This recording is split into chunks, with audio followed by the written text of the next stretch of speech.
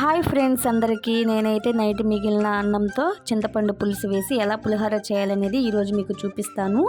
నేనైతే ముందుగా కడాయి పెట్టుకొని ఆయిల్ వేసుకొని ఎండుమిరపకాయలు, మినపప్పు, పచ్చెనగబ్యాలు వేసి కలబెట్టేసాను. బ్రౌన్ కలర్ వచ్చిన తర్వాత కొంచెము కరివేపాకు వేసుకొని దాన్ని కూడా కలబెట్టేసుకున్నాను అనమాట. ముందుగా తయారు చేసి పెట్టుకున్న చింతపండు నీళ్లు దాంట్లో యాడ్ చేసేసి కలబెట్టేసాను అనమాట. కొంచెం కలబెట్టడం వల్ల అన్నీ మిక్స్ అవుతాయి అన్నమాట. కొంచెం పసుపు వేసి దాన్ని కూడా మిక్స్ చేసేసాను. తర్వాత రుచికి సరిపడేంత సాల్ట్ నేనైతే యాడ్ చేసేసుకున్నాను.